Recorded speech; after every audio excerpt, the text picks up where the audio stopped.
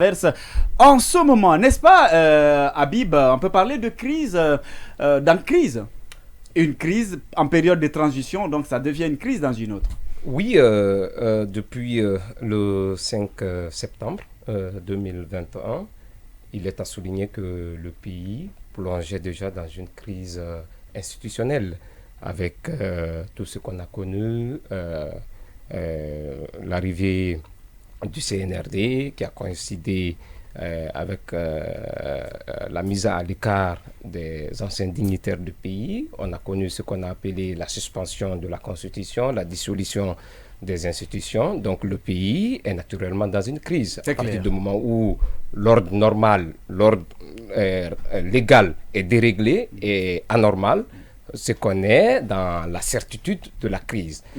Aujourd'hui, la petite joie qui s'est emparée des masses populaires avec la chute du régime d'Alpha Condé, avec tout ce qu'on a connu, les conséquences liées à la restriction des libertés, à la fermeture des sièges des partis politiques, à la réduction du nombre de voyages de certains leaders politiques qui étaient confinés dans le pays. Donc aujourd'hui, c'est le retour de ce qu'on pourrait appeler le refoulé du passé. Donc on est dans la certitude de la crise. La crise, elle est là, elle est palpable, elle est constatable et elle est observable dans tous les domaines, que ce soit dans le domaine politique, que ce soit dans le domaine des libertés publiques, que ce soit dans les domaines même de la gestion.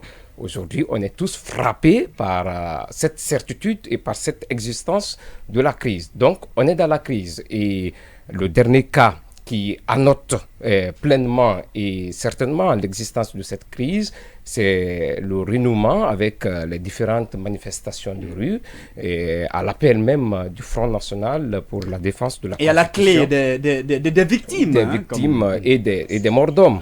Donc aujourd'hui, on peut parler d'une crise, de l'évidence de la crise dans notre pays. On a vu tout ce qu'on a connu, tout ce qu'on a subi, tout ce qu'on a enregistré comme violence, comme discours va-t-en-guerre, comme discours de surenchère. Donc la crise existe bel et bien dans notre pays. Bien. Et pourquoi d'ailleurs même la désignation des médiateurs. Bien sûr. Si on parle de médiateurs, ça veut dire que ça coince quelque part. Au-delà même de la crise, qu'il y a aussi une crise de confiance qui s'installe. Certainement. On va l'aborder certainement dans la seconde partie de cette émission. Alors, je rappelle que vous êtes du site l'administrateur général du site Révélateur 224. Le Révélateur 224. Le Révélateur 224. Donc, c'était bon de le préciser. Alors, Tierno Amadou Mbone Camara de Guinée 114. Alors, je l'annonçais à l'entame, l'armée a été réquisitionnée pour maintenir de l'ordre disent-ils. Je veux parler du CNRD et à travers le ministère de l'administration du territoire et de la décentralisation. Est-ce que ce n'est pas prématuré de se retrouver directement avec, après seulement 2 manifestations, se retrouver avec une ville militarisée? Bon, d'abord, il y a un certain nombre d'équivoques qu'il faut lever parce que il faut qu'on soit d'accord sur les appellations. Est-ce qu'il s'agit du CNRD ou il s'agit du gouvernement? Parce que vous avez parlé d'un acte de ministre de l'administration du territoire, Mori Kondé, ce que je sache, Mori Kondé est membre du gouvernement. Et le CNRD, parce que pourquoi c'est important de le souligner, et c'est pour toutes ces questions, je pense que les acteurs avaient demandé à un moment donné qu'on ait la liste nominative de ceux-là qui composent ce qu'on appelle le CNRD, parce que le CNRD, l'a-t-on dit, est l'organe central de décision qui prend les grandes orientations de cette... Oui, mais justement, c'est pourquoi je dis le CNRD à travers le MATD. Parce qu'il y a deux entités, il y a 2 entités distinctes. C'est clair, le gouvernement et le CNRD. Oui. Mais dites-moi, est-ce que vous voyez le ministre de l'administration du territoire décider de réquisitionner l'armée sans avoir la bénédiction du CNRD? C'est possible dans cette transition? Ça pourrait ne pas être possible, mais restons sur la forme, parce que là, c'est un ministre qui a pris une décision et il est membre du gouvernement. Je voudrais juste faire la démarcation entre les actions que le CNRD pose et celles que le gouvernement pose. pour dire que le gouvernement n'est pas obligé de se laisser entraîner dans la prise de certaines décisions qu'il ne pourra pas assumer demain. Il appartient au CNRD s'il décide. Ça, c'est un griffe, ça, c'est vraiment. Non, mais attention. D'accord, alors on y va. Rapidement, je finis la parce que là-dessus, c'est comme si le gouvernement avait une certaine plénitude, un certain pouvoir. Non, mais attention, on a vu ici que le gouvernement, à travers le Premier ministre, est allé prendre un engagement au niveau de la CEDEAO, par exemple, par rapport à l'installation du CNT. Et après, on a vu le CNRD se fendre d'un communiqué pour démentir le gouvernement. Donc, je pense qu'il faut qu'on continue dans cette démarcation-là pour qu'on sache qui a posé quel acte. Et donc, jusqu'à preuve du contraire, il ne s'agit pas du CNRD. Ce n'est pas le CNRD qui a réquisitionné l'armée, qui a déversé l'armée dans la rue. Il s'agit du gouvernement et à travers le ministre de l'administration du territoire. Ce n'était qu'une parenthèse. Le ministre fait partie d'un gouvernement qui est l'un des organes de la transition. Clairement est indiqué dans la charte de la transition. Ah oui, clairement indiqué, mais quand même. Je pense que l'équivoque ne devrait pas se poser. Peut-être qu'il peut être frappé de ce qu'on pourrait appeler le défaut de qualité. Mais pour le moment, ce qu'on sait, c'est un organe de la transition, donc une institution de la transition qui a pris une décision. Voilà, donc de la réquisition. Par contre, ce qu'il dit a quand même. Oui, d'accord. On arrivera à un moment où il faudra situer les responsabilités. Et vous ne pourrez pas. C'est pourquoi même j'ai parlé du défaut de qualité. Vous ne pourrez pas à ce moment justifier que c'est le CNRD qui a déversé l'armée dans la rue. Pour le moment, ce qui est officiel, ce qu'on a vu, c'est une communication du ministre de l'administration du territoire qui relève du gouvernement une fois encore. Maintenant, après, puisque peut-être que Mori Kondé peut être l'un des rares civils qui font partie du CNRD, mais officiellement, Mori Kondé est membre du gouvernement et le fait de réquisitionner l'armée et de jeter l'armée dans la rue aujourd'hui est un acte que le gouvernement doit assumer. Ça, ce n'est qu'une parenthèse. Maintenant, après, votre question, c'était quand même de commenter cela. On a entendu des juristes. Parce que moi, à un moment donné, ça donne même l'impression qu'on est dans une sorte d'état de siège sans le dire expressement. Et jusqu'à présent, vous voyez des gens qui sont armés, qui ne vont pas pour le maintien d'ordre, des gens qui sont formés à tuer. Et donc qui sont mélangés à la population civile. Cette terreur-là qu'on impose de façon indéfinie à la population, parce que personne ne dit d'ailleurs jusqu'à quand courira cette décision. Et on se souvient un peu d'un discours qui avait créé problème, mais on est en train de revivre aujourd'hui, la matérialisation de ce discours. C'est quand Damaro avait dit par exemple qu'à Bambeto on ne va plus avec des bâtons. Et donc aujourd'hui, on ne va plus à Bambeto avec des bâtons, on va à Bambeto avec des armes. On va à Bambeto avec des kalash. Alors, s'il y a mort d'hommes dans ces conditions-là, on ne dira pas que c'est le maintien d'ordre, ce sont des conséquences du maintien d'ordre. On dira qu'on a envoyé l'armée tuer la population. C'est ça, clairement. Ça peut paraître gros comme terme, mais en réalité... C'est quand même des éventualités, oui. Voilà, c'est cela, quoi. Donc, après, on a quand même écouté les juristes nous donner des explications sur l'encadrement juridique du réquisitionnement de l'armée. À ce qui paraît, en tout cas, selon les conclusions qu'on peut en tirer des analyses ça et là, c'est qu'on n'est pas encore arrivé, on n'était pas arrivé à un niveau où on pouvait passer à cette mesure quand même drastique qui aujourd'hui a fait des conséquences. Aujourd'hui, la transition, le CNRD, Mamadi Doumbouya, ont sur leurs mains du sang humain, du sang civil. Très bien. Malheureusement. Alors, de l'autre côté, les arguments brandis justement par le département, le maintien de l'ordre. Mais est-ce que, avec ce nombre de cas de mort, il n'était pas aussi important pour le CNRD de changer de stratégie d'encadrement de cette manifestation? Oui, tiens. Bon, il faut dire que la réquisition de l'armée tire son origine dans une loi qui date de 2015. Et loi portant maintien de l'ordre public en Guinée. Et anti-casse. Donc, qui a été la réquisition de l'armée peut intervenir lorsque les forces de police et de gendarmerie sont débordées dans leur opération de maintien. Et le président peut recourir à l'armée pour qu'elle intervienne dans le cadre du maintien d'ordre pour rétablir la stabilité et la paix dans l'endroit qui est émaillé de violence. C'est dit dans le texte le président de la République. Alors que là, ce n'est pas le président qui a... à ce niveau, bien sûr. il y a c'est pourquoi il y a une certaine confusion. À ce niveau, est-ce que le ministre de l'administration du territoire avait qualité pour réquisitionner l'armée? Je ne le sais pas, mais la loi est très claire. La loi dit que lorsque les forces de police et de gendarmerie sont débordées, et c'est avéré, le président de la République peut réquisitionner l'armée pour rétablir l'ordre. Ça, c'est un premier aspect. Est-ce qu'il y avait nécessité de le faire? Je dis oui, parce qu'il ne faut pas l'oublier, nous sommes en période d'exception, et qui parle de période d'exception, période de transition, parle d'une gestion militaire. Ça veut dire attention. Aujourd'hui, qu'est-ce qu'on va faire alors de la charte? Oui, mais malgré que c'est la transition, il y a quand même une charte qui a été élaborée et qui tient compte du respect justement de quelques principes liés à la démocratie. Nous savons tous, bien sûr, il y a même des engagements d'ailleurs. On a une charte, la charte est très claire.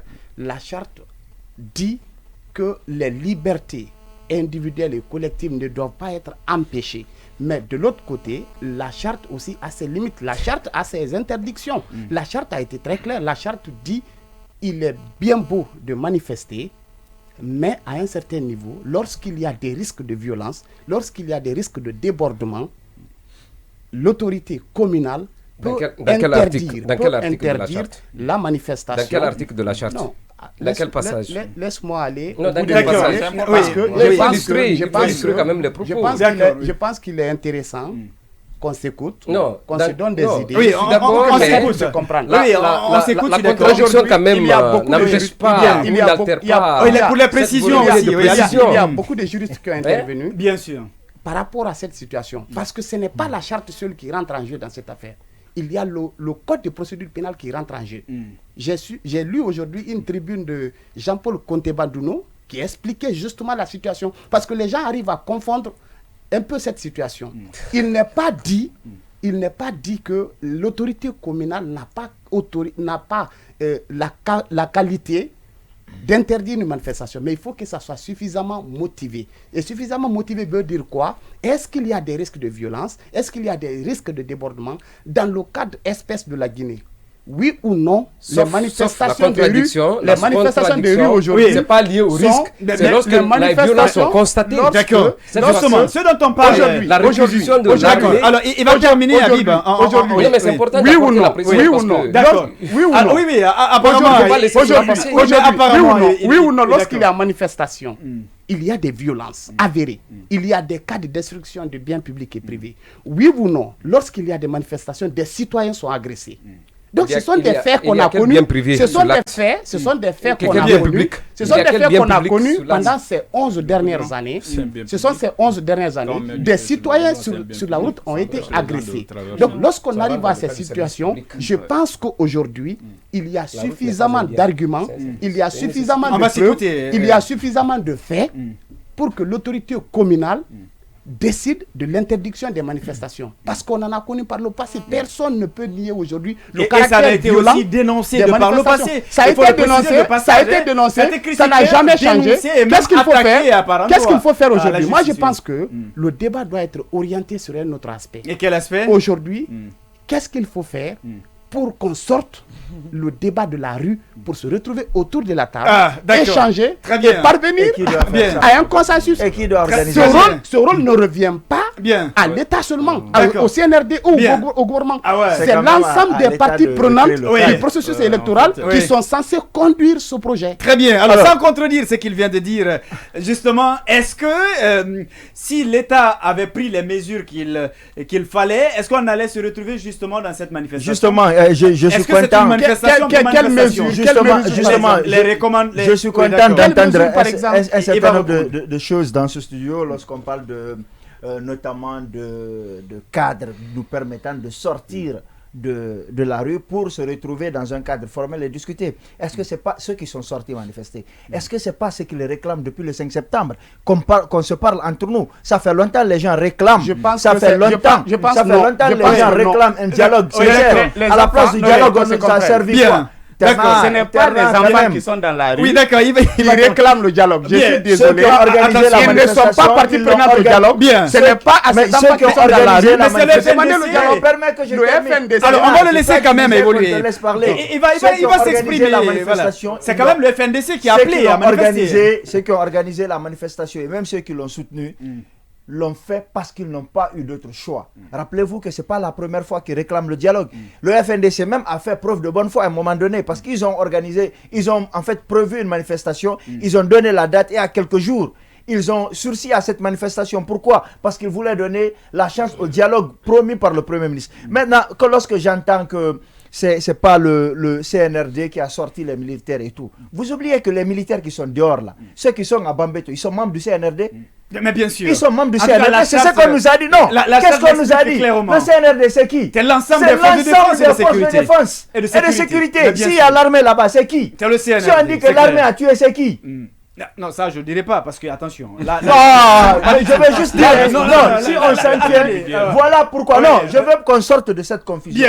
Si on est en train de polémiquer sur cette histoire, c'est parce qu'à la base, le CNRD n'a pas fait ce qu'il fallait faire. Il n'a pas sorti la liste sans qu'on ne serait pas en train de dire est-ce que c'est l'armée, est-ce que c'est la police. Voilà, rien n'a été fait. Et puis, la question d'exception. Pour moi, le CNRD a voulu sortir du cadre d'un régime d'exception, sans quoi il n'aurait pas fait une charte, sans quoi il n'aurait pas rétabli toutes les lois de la République. Aujourd'hui, on est en train de fonctionner correctement comme si on était en temps normal. Sinon, rappelez-vous, est-ce que Dadis avait fait une charte?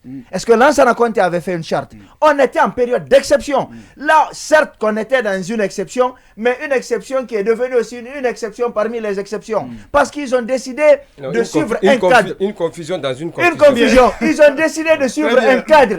Et la charte là, la charte que vous voyez, la charte, non, pas tout le monde. La charte, partis politiques ont applaudi cette charte. Attention. Ça a été applaudi dans les QG des partis politiques. Non, je ne suis pas d'accord. On peut nous dire. Non, attention. On peut nous dire. Terna, alors on va le laisser terminer. On peut me dire dans ce studio. On peut me dire, si Yacine permet. Oui, attendez. Si Yacine me permet. On peut dire. La position de Terna ne doit pas se prendre. Mais bien sûr. C'est un adepte historique de ceux qui estiment que le pouvoir a toujours raison. Mais attendez, parce que le problème. Accepter et être associé, je pense qu'il y a une nette différence. Et même cette acceptation, c'est tacite. Oui, allez-y.